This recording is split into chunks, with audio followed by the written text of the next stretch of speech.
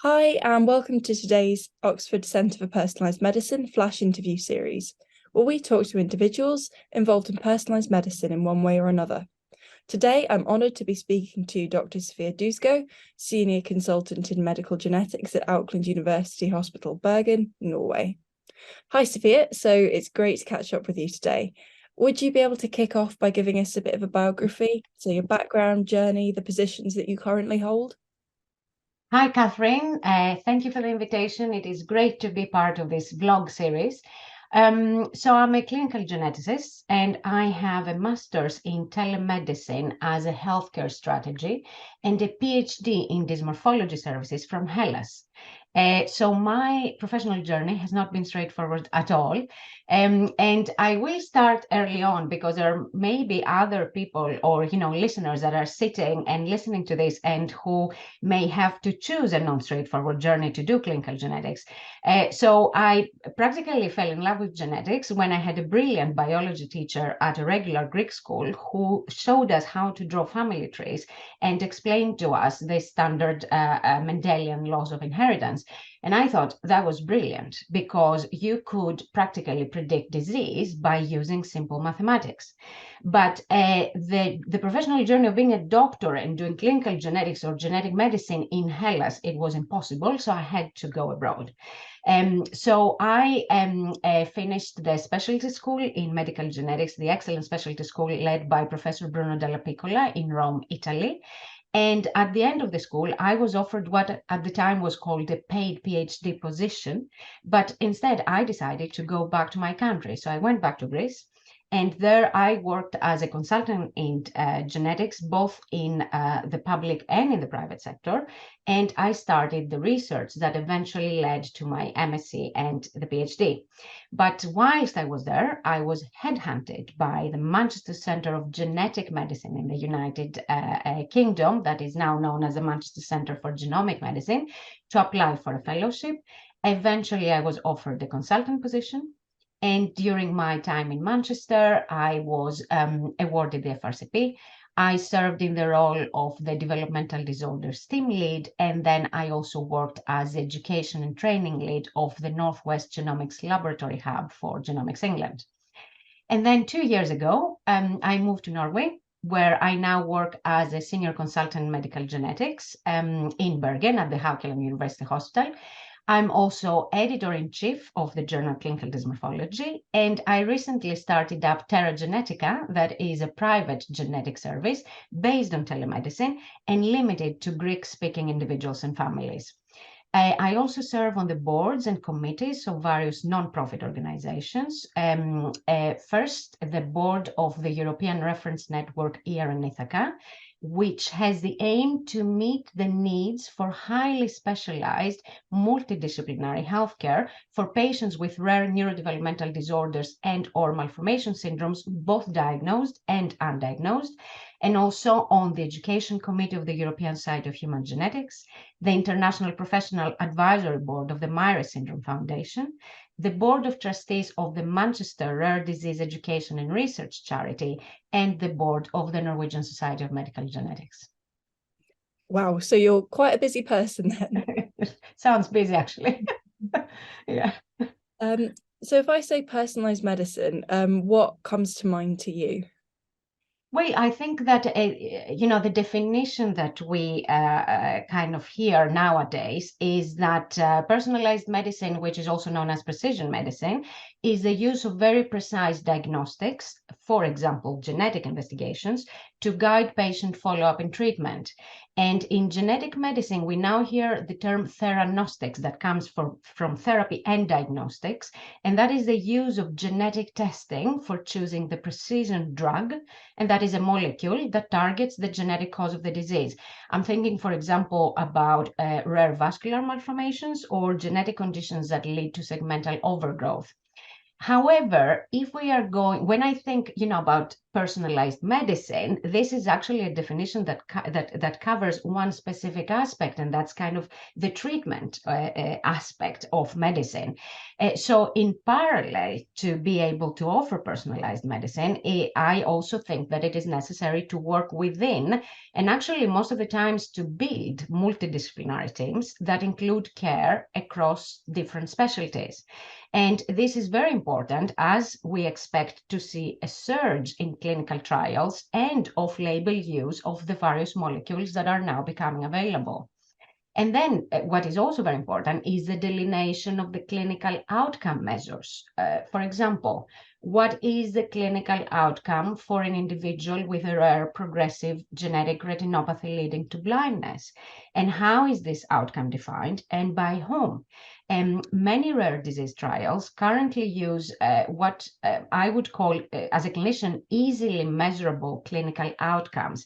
And this is a limitation. And importantly, to what degree is the affected individual's daily life improved by the treatment? And how can the individuals that are affected themselves, so their own experience, be used to shape the expected outcomes? For example, maybe we will see after the end of a clinical trial of a precise drug that the benefit of treatment is not as expected a priori. And another aspect in genetic medicine is that I believe that the communication means we use, like the language or the space where this communication happens, are part of our personalized offer to the individual and their family. So when I think about personalized medicine, I also think that the significant promise it brings, it needs to be supported by the development of locally accessible delivery systems of personalized medicine. Great. So how does the work that you do in kind of genetics, syndromology and dysmorphology link to personalized medicine? That's a very lovely question. So dysmorphologists and genetic syndromologists, we have been traditionally thought to be obsessively accurate in describing patterns of clinical signs and symptoms as recognizable entities. And I believe that we owe much of the diagnostics currently used as a basis for offering personalized medicine to this systematic clinical approach in pattern recognition of morbidity spectrums. So I believe that we are just at the dawn of a new era of personalized clinical genetics. So in my clinics, I mainly see individuals with unknown or undiagnosed genetic syndromes.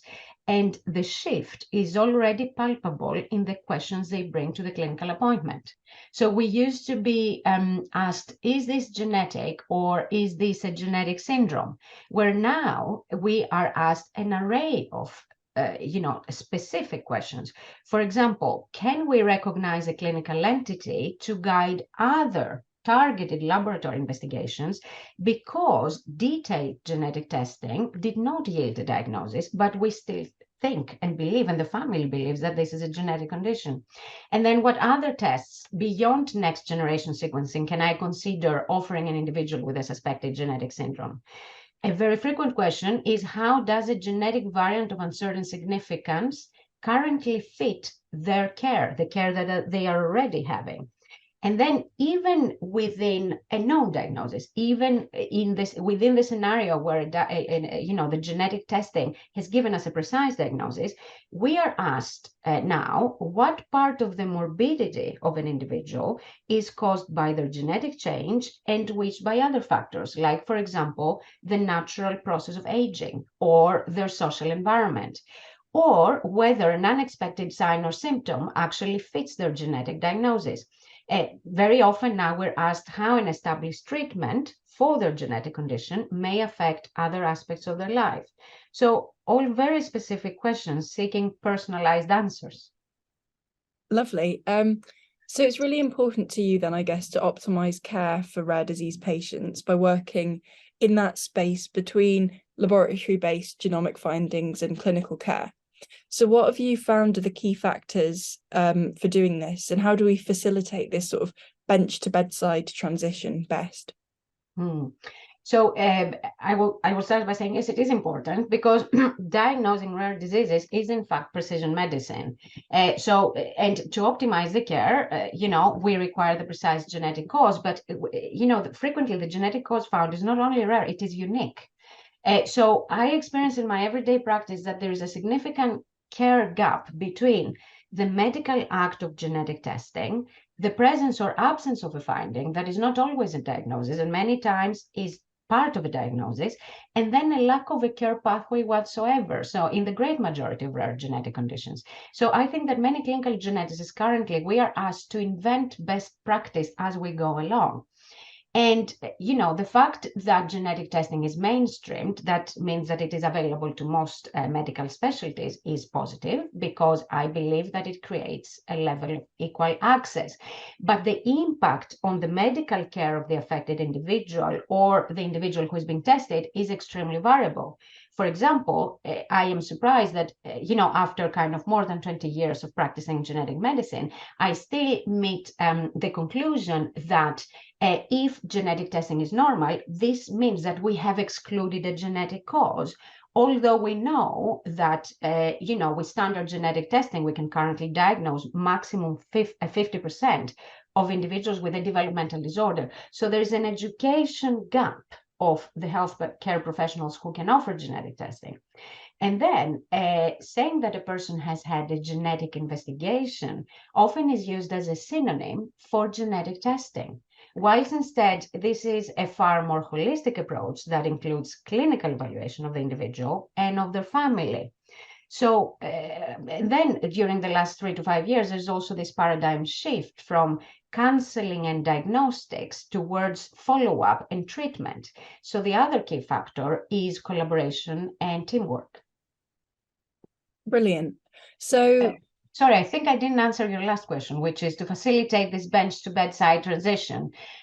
So overall, by thinking about all this, I think that we need to reorganize the practice of genetics from what was the historical outpatient appointment to explain a genetic testing result and counsel the family, to the geneticist being an integral and active part of the clinical team caring for treating the cause really of the individual's genetic condition. So we geneticists have a crucial role in innovation, and that is in building delivery systems that can be a team, a means or a pathway from the laboratory to the treatment of a rare disease or many rare diseases patients. So a very important aspect is that of working within wide, and I would say global consortia, as most of these conditions are extremely rare. So I mean that less than 1 in a million is actually common. Brilliant. So you mentioned earlier Teragenetica and telemedicine. Could you tell us a bit more about that and the role of telemedicine in precision medicine more generally? So I founded Teragenetica, which is a web-based genetics clinic, with the goal of providing an easily accessible service to Greek-speaking individuals and their families who have the suspicion or the diagnosis of a genetic developmental disorder based on a laboratory result. My aims are to help Greek-speaking individuals make important decisions about their pregnancy or about their child, to operate based on the internet, to be easily accessible, and to support genetics education in Greek language for all. The use of telemedicine for those with pre-existing medical conditions or wishing to avoid exposure to COVID-19 in hospitals led to an increased use of what we call more generally telehealth solutions by rare disease patients in the past few years. And in the last year, I joined a number of stakeholders in the telehealth task force of the International Rare Diseases Consortium to conduct surveys and a systematic review of existing models of telehealth. And the preliminary results show that, these telemedicine models actually can improve accessibility and delivery of medical services. They can fulfill individual clinical needs for rare disease patients, and also with reported high patient satisfaction. Obviously, this is very preliminary because, this is a kind of data based on the last 3 years where there was an explosion of the use of these models. But what I think is also very useful and, for the future is that telemedicine, it also offers greater opportunity to conduct research, to train a specialized workforce, and also to enhance primary care physicians' awareness and knowledge of rare diseases. So it really helps in building an interconnected rare disease community. And I keep mentioning rare disease because, this is where we need precise measures and personalized and precision medicine. And do you find that the way that you interact with patients via telecommunication is different to the way that you interact with them face to face? Absolutely, absolutely different. I remember that, I was working in the United Kingdom when we kind of suddenly had to introduce remote appointments, and that was both telephone appointments and video consultations. And that was a shift. Now, I believe that in genetic medicine, and especially as clinical geneticists, we are trained to adopt change regularly because, for example, genetic testing technology comes in and revolutionizes everything for us every 5 years, more or less. So we are used to change, but that for me as a clinician, it meant a completely different way of doing things, and my personal opinion, and this is really my personal opinion because I have not seen really systematic studies about this, is that for a rare syndromic condition, a video consultation was useful for communication. It was useful to explain to the family, let's say, many problems and the care pathway, the options of genetic testing, the limitations of genetic testing. But the clinical examination is impossible.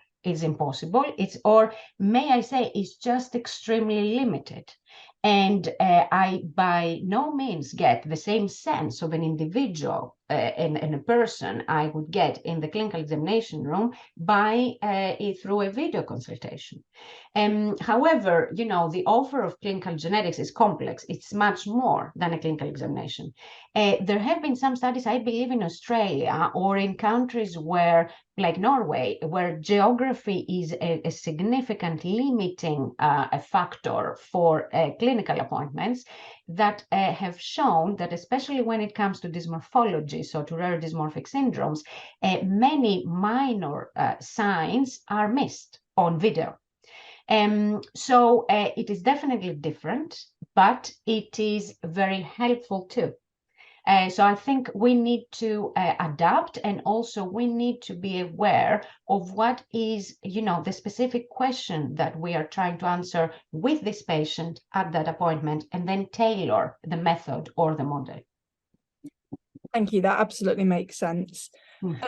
So finally then, looking forward, where would you like to see the field of personalised medicine in the field of rare genetic disorders in the next decade or so? What do you think the barriers will be to progress, and how might we overcome that? So I think, for me, a very important factor or aim is the integration of rare disease networks like the European reference networks into the healthcare service. I believe that the traditional healthcare service at the moment for a rare disease patient is siloed. So that means that many times departments, for example, between hospitals, do not or cannot share information. And in fact, the systematic sharing of precise clinical information has been largely part of research projects, like very successful ones, like the Deciphering Developmental Disorders in the United Kingdom, but still accessible to specific few, and hence also potentially biased.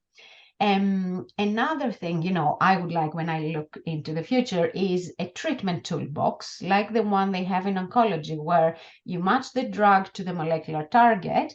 And once there is a good match, then the treatment can be used in a rare disease clinical trial, following a process that is much easier than today. Today, there are many bureaucratic hurdles.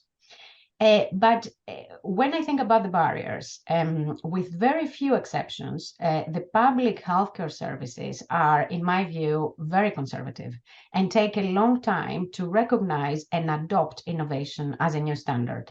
But to change people's minds is always very difficult. So I believe that we require that general education stimulates and awards innovation. Personally, I found facilitators of innovation amongst the families of affected individuals who became advocates of a better treatment for their condition. And another barrier is obviously the financing, and that is the financing of the networks. So we are discussing time and expert opinions, and importantly, financing of the currently very expensive treatments. So a well-known example is the treatment for cystic fibrosis, where list prices for the drugs exceed £250,000 per patient per year, while the production cost is estimated to be around £5,000 per year, and that is 50 times less. And regarding this, there are no easy answers. These costs are not sustainable and need to be reduced drastically. Thank you so much for your time, Sophia. Are there any final points you want to add? No, thank you very much. And congratulations for a most educational series about personalized medicine. Lovely, thank you.